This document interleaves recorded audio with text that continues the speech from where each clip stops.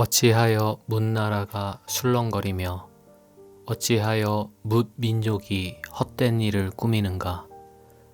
어찌하여 세상의 임금들이 전선을 펼치고 어찌하여 통치자들이 음모를 함께 꾸며 주님을 거역하고 주님과 그의 기름 부음 받은 이를 거역하면서 이르기를 이 족쇄를 벗어던지자 이 사슬을 끊어버리자 하는가?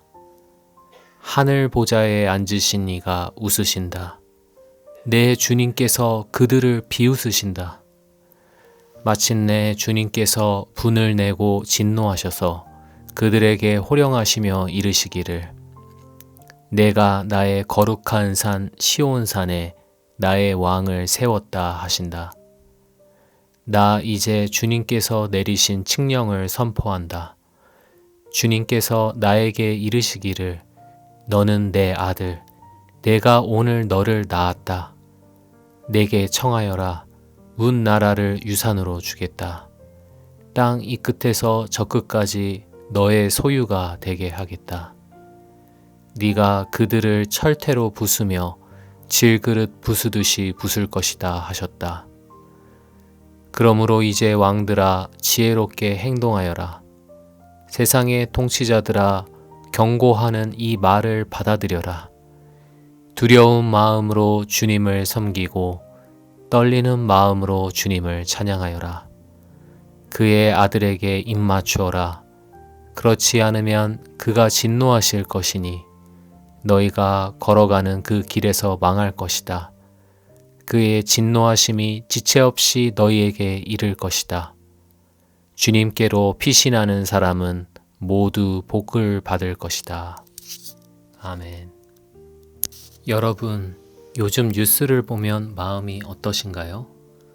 전쟁 소식, 경제 위기, 끝없는 정치 싸움, 마치 세상 전체가 거대한 소용돌이 속으로 빨려 들어가는 것 같습니다. 뭔가 불안합니다. 두렵습니다. 도대체 세상이 어디로 가고 있는 건지 알 수가 없습니다. 방금 읽은 시편 2편은 바로 이러한 세상의 모습을 묘사하고 있는 것이죠. 시편 2편은 이렇게 시작됩니다. 어찌하여 뭇나라가 술렁거리며 어찌하여 뭇민족이 헛된 일을 꾸미는가?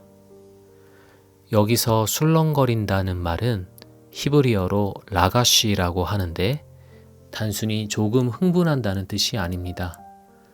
군중이 와글와글 떠드는 소리, 엄청난 소란과 동요를 의미하죠. 마치 폭동이 일어나기 직전의 광장처럼 시끄럽고 혼란스러운 상태인 겁니다. 세상의 지도자들은 지금 무엇 하고 있는 거죠? 2절입니다. 어찌하여 세상의 임금들이 전선을 펼치고 통치자들이 음모를 함께 꾸며 주님을 거역하고 주님과 그의 기름 부음 받은 이를 거역하면서 지도자들은 긴급 회의를 소집합니다. 하나님을 어떻게 대할지 대책을 세우지요. 그리고 그들은 어떤 결론을 내리죠? 3절입니다. 이 족쇄를 벗어던지자. 이 사슬을 끊어버리자. 그들은 하나님의 통치를 가리켜서 족쇄라고 부릅니다. 하나님의 법을 가리켜서는 나를 옥죄는 사슬이라고 여깁니다. 내 인생은 내 거야. 하나님의 간섭 따위는 필요 없어. 내 힘으로 내 계획대로 안전한 세상을 만들 거야. 이것이 바로 그들이 꾸미고 있는 헛된 일인 거죠. 그런데 솔직히 저와 여러분 안에도 이런 마음이 있지 않습니까? 세상이 불안할수록 우리는 더 악착같이 내 삶의 통제권을 쥐려고 합니다. 돈으로 안전한 울타리를 치려 하고 인맥으로 보험을 들고 내 계획대로 미래를 통제하려 몸부림치죠. 하나님을 의지하기보다 내가 내 인생의 왕이 되어야 안심이 됩니다. 그런데 그렇게 해서 정말 우리 마음에 평안이 찾아왔습니까? 아니면 더 불안해지셨습니까? 성경은 단호하게 말합니다. 하나님을 떠나 스스로 안전을 확보하려는 그 모든 시도는 결국 헛된 일일 뿐이다 라고 말이죠. 아무리 열심히 머리를 맞대고 음모를 짜고 계획을 세워도 그것은 헛수고일 뿐입니다. 우리는 지금 헛된 것에 목숨을 걸고 있는지도 모르죠.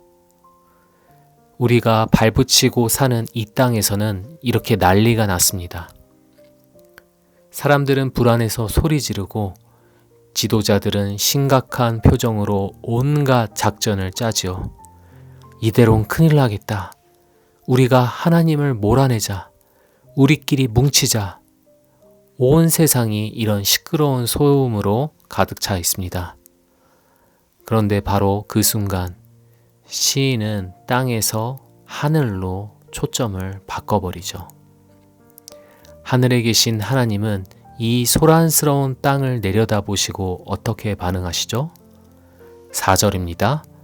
하늘 보좌에 앉으신 분이 웃으신다. 주님께서 그들을 비웃으신다. 여러분, 이 장면이 상상이 되십니까?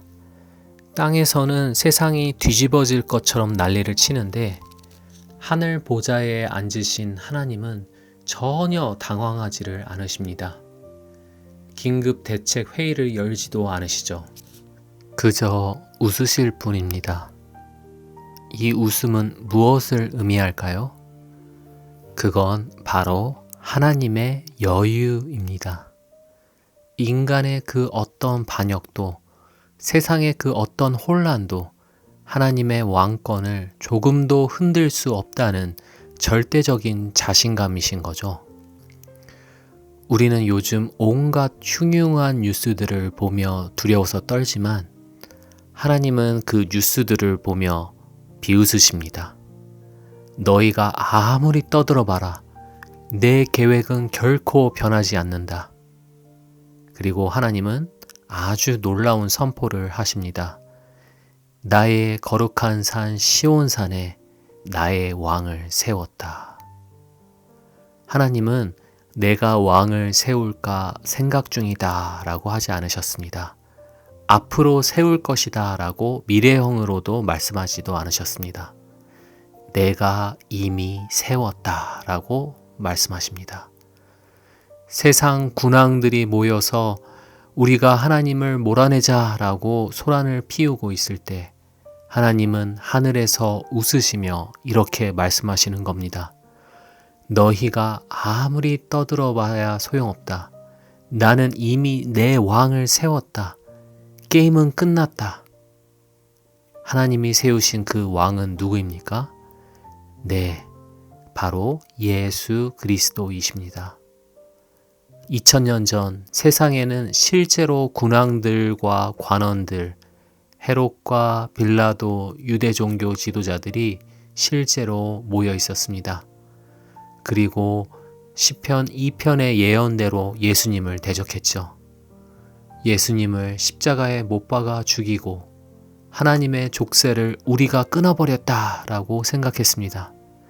이제 우리가 이겼다. 저 예수가 죽었으니 이제 우리 마음대로 세상을 주무를 수 있다라고 축배를 들었겠죠. 하지만 하나님은 어떻게 하셨습니까? 그들이 죽인 예수를 3일 만에 다시 살리셨습니다. 죽음을 이기고 일어나 세상을 이기셨죠. 예수님의 이 부활이야말로 하나님이 온 세상을 향해 터뜨리신 가장 큰 웃음이었던 겁니다. 하나님은 부활하신 예수님을 하늘 보좌 우편에 앉히시고 이렇게 선포하셨습니다. 7절입니다. 너는 내 아들, 내가 오늘 너를 낳았다. 이것은 하나님이 온 우주의 통치권을 예수님께 완전히 위임하셨다는 왕의 대관식 선포인 거죠. 이것이 바로 복음입니다. 세상이 아무리 소란스럽고 정치가 불안하고 경제가 흔들려도 이 사실은 변하지 않습니다. 예수님은 왕이십니다. 하나님은 이미 그분을 왕위에 세우셨고 그 누구도 이 왕자를 흔들 수가 없죠. 우리는 그동안 내 인생의 왕이 되어보려고 얼마나 애를 썼습니까? 내 계획대로 안 되면 불안해하고 내 뜻대로 안 되면 성을 냈죠. 그게 바로 술렁거리는 문나라의 모습이었습니다. 하지만 하나님은 그런 우리에게 말씀하십니다. 너희의 헛된 모의를 멈춰라. 내가 세운 참된 왕, 내 아들 예수를 바라보아라. 그가 너희를 다스리리라. 왕이신 예수님의 통치는 세상의 통치와는 다릅니다. 세상의 왕들은 우리를 착취하려 하지만 이 참된 왕은 자기 생명을 내어주시고 우리를 살리시죠. 세상은 그분의 통제를 족쇄라고 부르지만 예수님의 통치 안에 들어가는 것은 족쇄가 아니라 진정한 안전입니다. 폭풍우가 불어닥치는 바다 한가운데서 가장 안전한 곳은 튼튼한 배의 선장실에서 선장과 함께 있는 것이죠. 예수님의 주권 아래 거하는 것, 그것이 가장 안전한 피난처인 겁니다. 시인은 우리에게 가장 지혜로운 길을 제시합니다. 12절입니다. 그의 아들에게 입맞추어라. 당시 고대 세계의 그 지역에서 왕의 발에 입맞추는 것은 내가 완전하게 복종하고 충성하겠다는 표현이었습니다. 또 입맞춤이라는 것은 친밀한 사랑의 표현이죠. 하나님은 지금 우리에게 굴욕적인 항복을 요구하시는 게 아닙니다. 사랑의 항복을 요구하십니다. 네 인생의 조종키를 네가 지고 괴로워하지 말고 나에게 맡기어라. 내가 항해할 테니 너는 나에게 피하여라 라는 것이죠. 지금 이 시간 마음속에 불안을 끌어안고 있는 분이 계십니까? 세상 돌아가는 모습을 보면서 두려워하는 분이 계십니까? 눈을 들어 왕을 보십시오. 하나님은 세상을 비웃으시며 여유로우십니다. 왜냐하면 그분의 아들 예수 그리스도가 이미 승리하셨기 때문이죠. 헛된 반역을 멈추고 그분의 품으로 달려가십시오. 왕이신 예수님께 입맞추십시오. 그분의 통치의 날개 아래 숨으시길 바랍니다. 성경은 약속합니다. 주님께로 피신하는 사람은 모두 복을 받을 것이다. 복된 피난처이신 예수 그리스도께서 저와 여러분이 영원히 거할 안식처가 되어 주실 것을 신뢰합니다.